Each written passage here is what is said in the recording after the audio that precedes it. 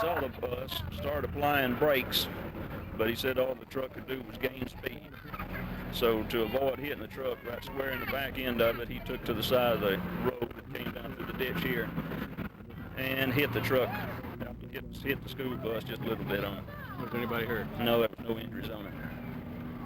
I don't know what really happened. I just turned around and seen the truck come up this way.